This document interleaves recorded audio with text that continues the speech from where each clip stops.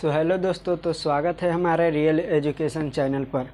आज हम लोग भूगोल को आगे बढ़ाते हुए ये दूसरा वीडियो है।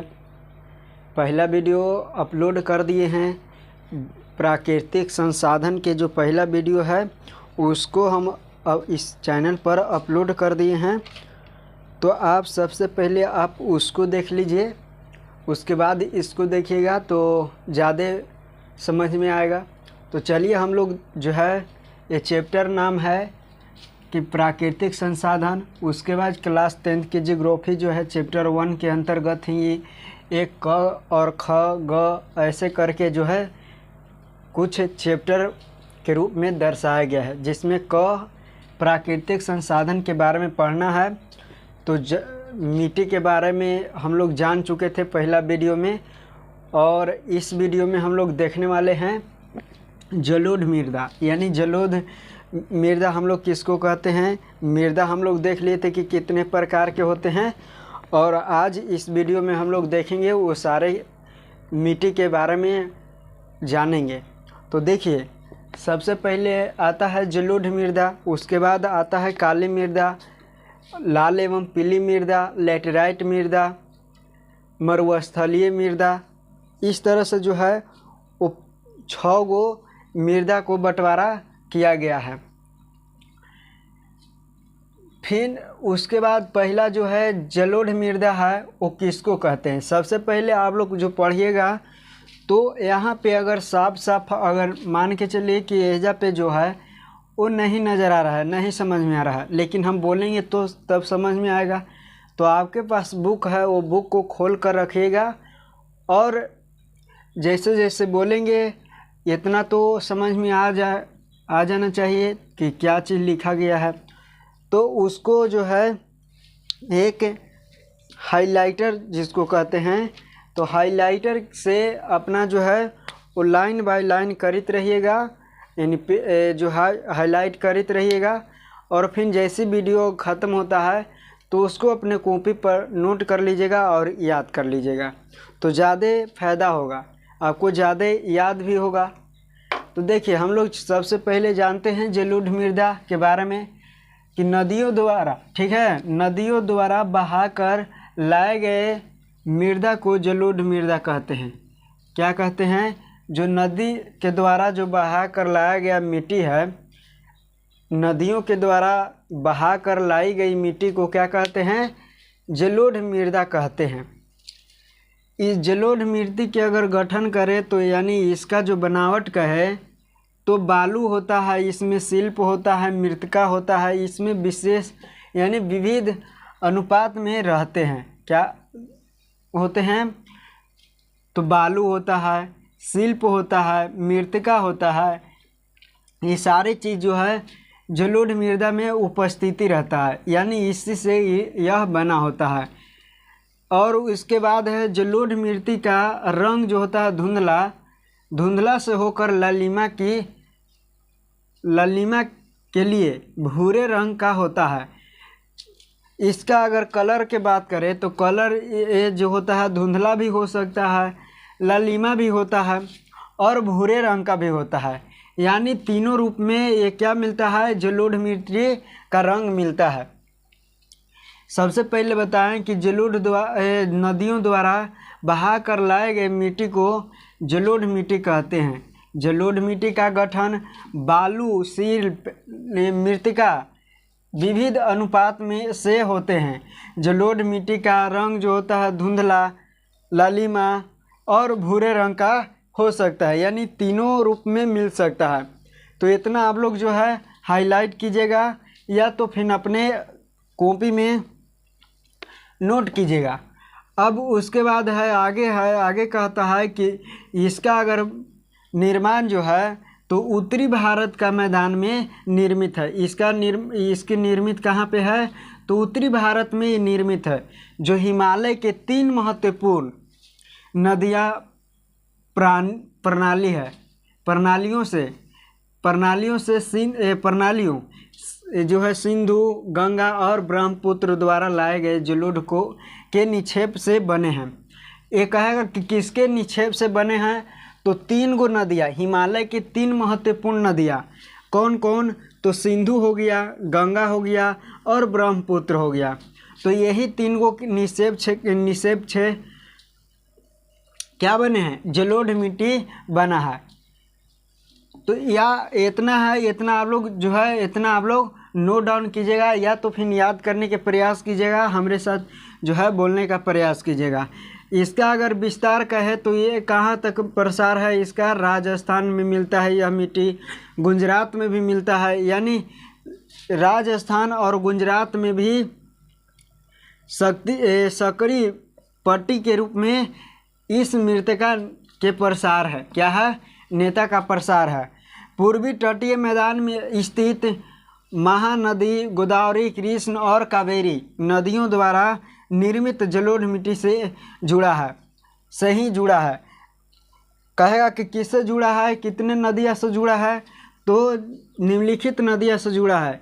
हो गया महानदी हो गया, गोदावरी हो गया, कृष्ण हो गया और कावेरी। ये तीन नदियाँ जो, ये चार नदियाँ जो बताएं, इसी से निर्मित जलोढ़ मिट्टी का से जुड़ा हुआ है। आगे है कि जलोढ़ मृदा में पोटास, फास्फोरस, चूना जैसे तत्वों प्रधानता होता है। यानी उसमें क्या चीज़ का प्रधानता मिलता है, तो पोटास होता है, फास्फोरस होता है, चूना होता है। ये सारे चीज़ जलोढ़ मिट्टी में मिलता है। उसके बाद है नाइट्रोजन एवं जैविक पदार्थ की कमी होती है, और इस मिट्टी में है वो नाइट्रोजन और जैव पदार्थ की क्या होती है, कमी होती है। नाइट्रोजन और जैव पदार्थ की क्या होती है, कमी होती है। किस मिट्टी में, तो जलोढ़ मिट्टी में। आगे इसके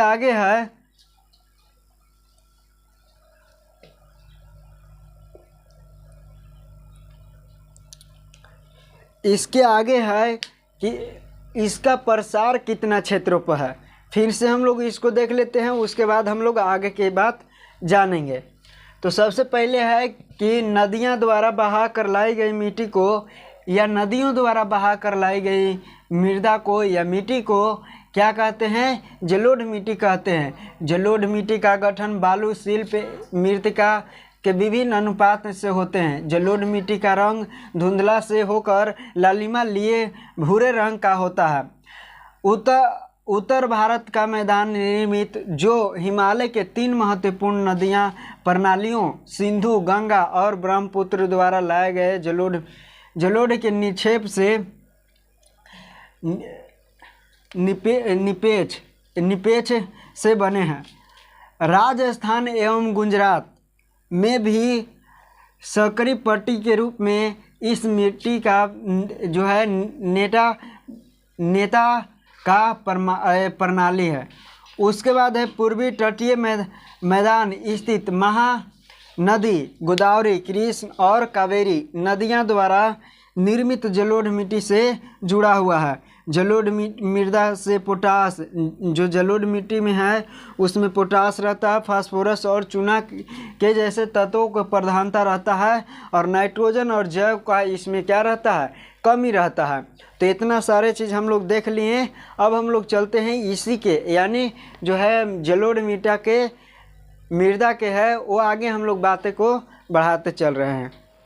चलिए हम लोग उतना तक देख लिए जलोढ़ मृदा के बारे में, किसको कहते हैं, ये कहाँ कहाँ पाया जाता है, इसमें जो है ये कहाँ कहाँ पाया जाता है, ये सारे चीज़ हम लोग देख लिए। तो हम लोग आगे चलते हैं। ये भारत में लगभग 6.4 करोड़ हेक्टेयर क्षेत्र पर जलोढ़ मृदा फैली हुई है। कहेगा कि जलोढ़ मृदा का फैलाव कितना तक है, तो याद रखिएगा 6.4 करोड़ हेक्टेयर भूमि पर यानी क्षेत्र पर इसका फैलाव है। कितना क्षेत्र पर फैलाव है, तो 4.6 करोड़ हेक्टेयर ये भूमि फैला हुआ है। कौन भूमि, तो जलोढ़। आगे कहता है कि यह मिट्टी गन्ना, चावल, गेहूं, मक्का, दलहन जैसे फसलों के लिए उपयुक्त है। कहेगा कि इसमें सबसे ज़्यादा कौन से जो फसल है लगाया जाता है या उपयुक्त है, तो गन्ना के लिए है, चावल के लिए है, गेहूं के लिए है और मक्का और दलहन फसलों के लिए यह उपयुक्त मानी जाती है। जलोढ़ मृदा के दो प्रकार होते हैं, पहला होता है बांगर और दूसरा होता है खादर। तो बांगर किसको कहते हैं? तो पुराने जलोढ़ मिट्टी को बांगर कहा जाता है। इसमें जो है कंकड़ एवं बजरी की मात्रा अधिक होती है। किसकी मात्रा? कंकड़ और बजरी की मात्रा क्या होता है? अधिक होता है। कहता है कि पुराने जलोढ़ मिट्टी को क्या कहते हैं? बांगर कहते हैं। इसमें जो है कंकड़ और बजरी की मात्रा अधिक होती है और इसमें जो है कम उपजाऊ होता है। किसके अपेक्षा? तो खादर के अपेक्षा इसमें कम उपजाऊ होता है, जबकि इसमें बहुत काफ़ी उपजाऊ होता है। जो खादर है, खादर कहते हैं नए जलोढ़ मिट्टी को खादर कहते हैं। इसमें बालू प्रधान यानी बालू और मृतिका का मिश्रण होता है। बालू और कोई किसका मिश्रण होता है? मृतिका का मिश्रण होता है। तो इसको क्या कहेंगे? खादर कहेंगे। यह मिट्टी जो होता है काफ़ी उपजाऊ होता है। किसके अपेक्षा? तो बांगर के अपेक्षा। बांगर जो है, बांगर के अपेक्षा जो खादर है अधिक उपजाऊ होता है, क्योंकि इसमें ये जो है नए नदी के पानी द्वारा बहा कर लाया गया है। मिट्टी को क्या कहते हैं? खादर मिट्टी कहते हैं। या नए जलोढ़ मिट्टी को क्या कहते हैं? खादर। जैसे आप लोग बाढ़ आ गया, बाढ़ आया, जैसी बाढ़ आया तो नदी में क्या हो गया? पूरा नदी जो है भर गया, पूरा गांव में भी पानी भर गया। तो उसके द्वारा जो मिट्टी आया तो उसी को हम लोग क्या कह देते हैं? तो खादर कह देते हैं।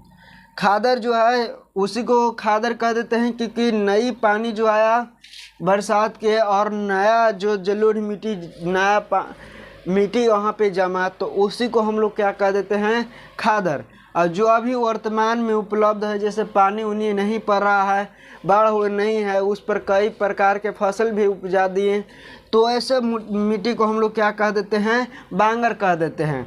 तो आई होप आपको जलोढ़ मिट्टी के बारे में पूरी जानकारी मिल चुका होगा, और जो हम कहे हैं कि आप नोट कीजिएगा तो उसके अनुसार भी आप नोट किए होंगे, ये पूरा विश्वास है आप लोगों पर।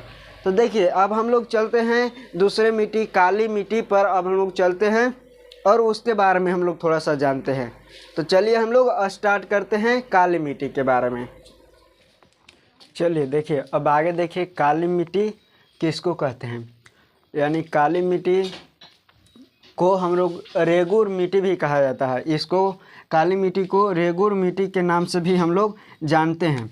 याद रखिएगा कि रेगुर मिट्टी या काली मिट्टी किसको कहते हैं, तो बात सेम है। यानी जो चीज़ लिखे हैं वो सारे चीज़ सेम ही लिखना है। अगर रेगुर मिट्टी आ जाए तब कहेगा रेगुर मिट्टी के बारे में आप क्या समझते हैं, तो वही चीज़ लिखना है जो चीज़ यहाँ पे दर्शाया गया है। तो देखिए, काली मिट्टी जो है वो काला क्यों होता है? क्योंकि लौह यौगिक और एल्युमिनियम के अधिकता होता है। इसी के वजह से काली मिट्टी जो है वो काला रंग में दिखाई देता है। कैसा रंग में दिखाई देता है? तो काले रंग में दिखाई देता है। उसके बाद कहता है कि इसमें सर्वाधिक जो उपजाऊ होता है तो वो कपास की खेती होता है। सर्वाधिक, ये कपास की खेती के लिए सर्वाधिक उपयुक्त मानी जाती है। कहेगा कि सबसे उपयुक्त जो है कपास की खेती के लिए सबसे उपयुक्त मिट्टी क्या है या कौन है, तो कहना है कि काली मिट्टी। कौन? काली मिट्टी जो है वो सर्वाधिक उपयुक्त मानी जाती है कपास की खेती के लिए। इसलिए हम लोग इसको कपासीय काली मृदा के नाम से भी जानते हैं। एक कपास के साथ साथ अन्य खेती के नाम से भी इसमें जो है अनुकूल पाया जाता है, अनुकूलता पाया जाता है। जैसे गाना होता है, प्याज होता है, गेहूं होता है, फल की खेती इसमें भी होता है। लेकिन अगर कहेगा कि सर्वाधिक इसमें जो है उपजाऊ कौन से फसल उपजाया जा सकता है, तो कपास की खेती सबसे ज़्यादा उपजाया जा सकता है। देखिए आगे है, इसलिए हम लोग क्या कहते हैं? कपासी काली मृदा के नाम से भी जानते हैं।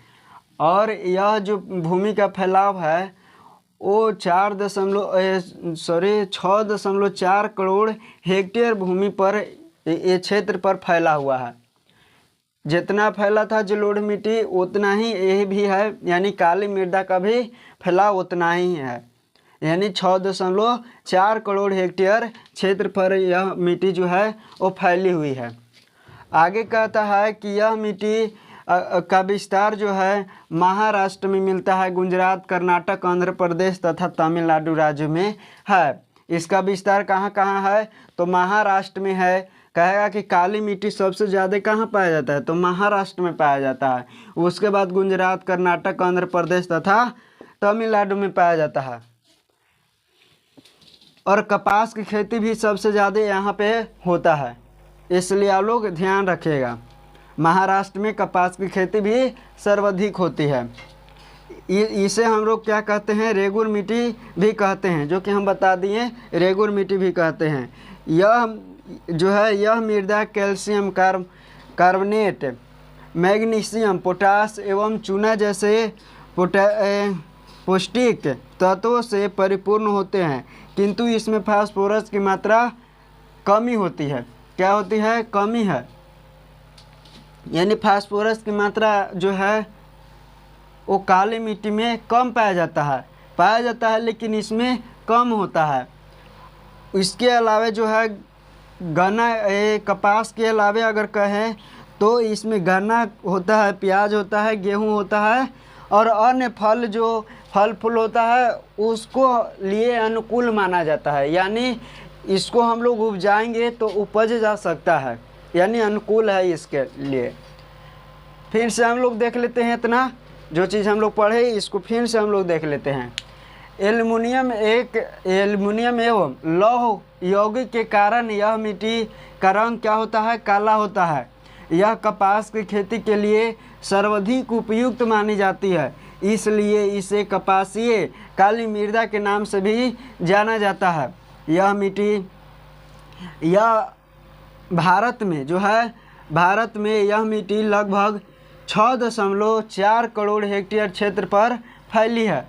यह मिट्टी का विस्तार महाराष्ट्र, गुजरात, कर्नाटक और आंध्र प्रदेश, तमिलनाडु राज्यों में है। इसे हम लोग रेगुर मिट्टी के भी नाम से जानते हैं। यह मृदा कैल्शियम कार्बोनेट, मैग्नीशियम, पोटास और चूना जैसे पौष्टिक तत्वों से परिपूर्ण होते हैं, किंतु इसमें फास्फोरस की मात्रा की कमी होती है। यह मिट्टी में जो है गन्ना, प्याज, गेहूं और कपास फलों की खेती के लिए अनुकूल मानी जाती है। क्या की जाती है, अनुकूल मानी जाती है। तो आई होप इतना आप लोग समझ में आ गया होगा कि काली मिट्टी किसको कहते हैं और जलोढ़ मिट्टी किसको कहते हैं। जो चीज़ ओकरा में हम लोग काली मिट्टी में पढ़े वही चीज़ इसमें भी पढ़े, यानी उसमें भी पढ़ें कि काली मिट्टी किसको कहते हैं, वो उसका रंग कैसा होता है। उसी प्रकार से काली मिट्टी और जलोढ़ मिट्टी के रंग देखे। उसके बाद ये देखे कि उसमें कौन कौन से फसल उपजाया जाता था, तो इसमें देखे, यानी पूरा पॉइंट उसी पर आधारित है। यानी इसमें जो है भारत में कितना फैला हुआ है और वो जो जलोढ़ मिट्टी थी वो कितना फैला हुआ था, इसका विस्तार जो है कहाँ कहाँ है, और जलोढ़ मिट्टी के भी विस्तार हम लोग देख लिए कि कहाँ कहाँ था। उसके बाद देखें कि इसे रेगुर मिट्टी के नाम से भी जाना जाता है, लेकिन उसका कोई अन्य नाम नहीं है। यह मिट्टी में कौन कौन से तत्व उपस्थिति होता है, उसमें भी देखें कौन कौन से तत्व उपस्थिति होता है, कौन कौन से फसल उपजाया जाता है। ये सारे चीज़ हम लोग देख लिए दोनों में, यानी देखें तो पूरा मिलाकर दोनों को पॉइंट सेम है, यानी दोनों जो है एक ही आधारित पर हम लोग दिए। तो इसलिए एगो आप लोग पॉइंट याद कर लीजिएगा, एक के बारे में याद कर लीजिएगा, बाकी आपको ज़्यादा ज़रूरी नहीं है रटने के, आप लोग समझ कर याद कर लेंगे। तो चलिए हम लोग चलते हैं आगे, और अगला जो देखते हैं आगे है लाल एवं पीली मिट्टी। लाल एवं पीली मृदा किसको कहते हैं, इसके बारे में थोड़ा सा हम लोग जानकारी ले लेते हैं।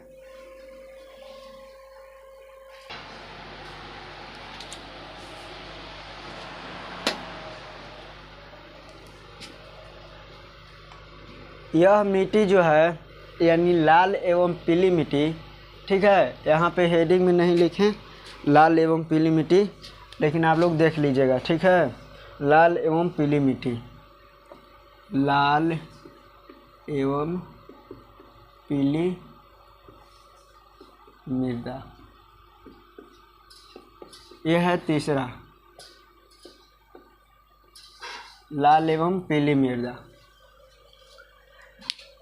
ये मिट्टी वहाँ पे पाया जाता है जहाँ पे कम वर्षा होता है। और इसमें उपजाऊ की बात करें तो जलोढ़ मिट्टी पढ़े और काली मिट्टी पढ़े तो उसके अपेक्षा, ये दोनों के अपेक्षा ये मिट्टी कम उपजाऊ होता है। यानी इसमें सिंचाई की व्यवस्था अधिक चाहिए, सींचने की व्यवस्था अधिक चाहिए, क्योंकि यहाँ पे कम वर्षा वाले क्षेत्रों में पाया जाता है यह मिट्टी। तो इसलिए सिंचाई की व्यवस्था रहेगा तभी हम वहाँ पे कुछ कर सकते हैं। यानी कुछ करने का मतलब वहाँ पे फसल उगा सकते हैं। और अगर सिंचाई की व्यवस्था नहीं रहेगा तो हम लोग फसल नहीं उगा सकते हैं। तो देखिए, लौहांश के कारण जो है, लौहांश के कारण यानी लौह के कारण जो है, यह मिट्टी का रंग कैसा होता है? लाल होता है।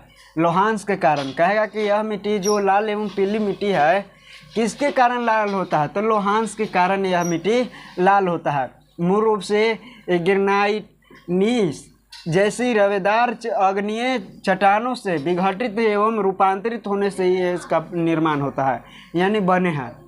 ये किससे बने हैं? तो रवेदार अग्नीय चट्टानों के विघटित होने से यह बना है। कहेगा कि जो है लाल एवं पीली मिट्टी किससे बना है? तो रवेदार अग्नीय चट्टानों के विघटित होने से यह मिट्टी का निर्माण हुआ है। उसके बाद हम लोग आगे देखेंगे कि भारत में जो भारत के कुल कृषि भूमि के जो है सबसे ज़्यादा 2 करोड़ हेक्टेयर भूमि पर पाया जाता है। कितना पाया जाता है? तो 7.2 करोड़ हेक्टेयर भूमि पर पाया जाता है। यानी उन दोनों से ज़्यादा यही है। तो इसलिए जहाँ जहाँ पर होता है कृषि तो वहाँ पे सिंचाई की व्यवस्था अधिक होता है। समझिएगा कि वहाँ पे कौन सा मिट्टी है? तो लाल एवं पीली मृदा है। यह मिट्टी का अगर प्रसार बात करें तो कर्नाटक, तमिलनाडु, कर्नाटक, गोवा, दक्षिण पूर्व महाराष्ट्र, आंध्र प्रदेश जो है, उड़ीसा, छोटा नागपुर पठार, मेघालय पठार के क्षेत्रों में है। कहेगा कि इसका प्रसार कहाँ कहाँ है? तो इसका प्रसार है तमिलनाडु, कर्नाटक, गोवा, दक्षिण पूर्व महाराष्ट्र, आंध्र प्रदेश, उड़ीसा, छोटा नागपुर के पठार, मेघालय पठार के क्षेत्रों में इसका प्रसार है। किसका प्रसार है? तो लाल एवं पीली मिट्टी। ठीक है, लाल एवं पीली मिट्टी का ये प्रसार है। यह लाल एवं पीली मिट्टी का प्रसार है। इस मृदा में सिंचाई की व्यवस्था कर देखिए, इस मिट्टी में तभी कुछ चीज़ उपजा सकते हैं जब हम लोग के पास सिंचाई की व्यवस्था उपलब्ध होता है। तो सिंचाई की व्यवस्था उपलब्ध कराएंगे तो क्या चीज़ का उपजा होगा? तो चावल हो सकता है, ज्वार बाजरा हो सकता है, मक्का हो सकता है, मूंगफली हो सकता है, तंबाकू हो सकता है और फल के उपजाऊ हो सकता है। समझ में आ गया? तो देखिए, ये चीज़ था आपको लाल एवं पीली मृदा के बारे में। थोड़ा सा एक बार आओ हम लोग दोहरा लेते हैं ताकि आपको और दिमाग में बैठ जाए। तो देखिए, लौहांश के कारण मिट्टी का रंग कैसा होता है? यह मिट्टी का रंग लाल होता है। मूल रूप से यह ग्रेनाइट, नीस जैसे रवेदार अग्नीय चट्टानों के विघटित एवं रूपांतरित होने से बने हैं। भारत में कुल कृषि भूमि के 7.2 करोड़ हेक्टेयर भूमि पर पाए जाते हैं। इस मिट्टी का प्रसार तमिलनाडु, कर्नाटक, गोवा, दक्षिण पूर्व महाराष्ट्र, आंध्र प्रदेश, उड़ीसा, छोटा नागपुर के पठार, मेघालय पठार के क्षेत्रों में पाया जाता है। कौन? लाल मिट्टी। इस मिट्टी में सिंचाई की व्यवस्था कर देने पर चावल, ज्वार, बाजरा, मक्का, मूंगफली, तंबाकू, अन्य फल जो है उत्पादन किया जा सकता है। तो ये था लाल एवं पीली मिट्टी। तो हम लोग आज के वीडियो में क्या चीज़ देखें? तो आज के वीडियो में हम लोग देखें, पहला देखें जलोढ़ मिट्टी देखें, उसके बाद जो है काली मिट्टी देखें, उसके बाद देखें जो अभी पढ़ रहे हैं यानी काली मिट्टी। और एक बात और देखिए, उसमें भी तमिलनाडु था, कर्नाटक था, महाराष्ट्र था, आंध्र प्रदेश था, यानी सभी चीज़ राज्य है वो राज्य को याद कर लीजिए कहाँ कहाँ पाया जाता है, ताकि सब में याद नहीं करने पड़े। उसके बाद जो है लाल एवं पीली मिट्टी के बारे में पढ़नी है। तो अगला जो पढ़ेंगे लेटराइट मिट्टी पढ़ेंगे, मरुस्थलीय मिट्टी पढ़ेंगे, और जो है एक और क्या है, एक और है पर्वतीय मृदा। तो पर्वतीय मृदा, ये तीनों के बारे में हम लोग कल पढ़ेंगे, यानी अगले वीडियो में हम लोग इसके बारे में देखेंगे। तो आज के वीडियो में हम लोग इतना ही करते हैं और अगले वीडियो में मिलेंगे। तब तक के लिए जय हिंद।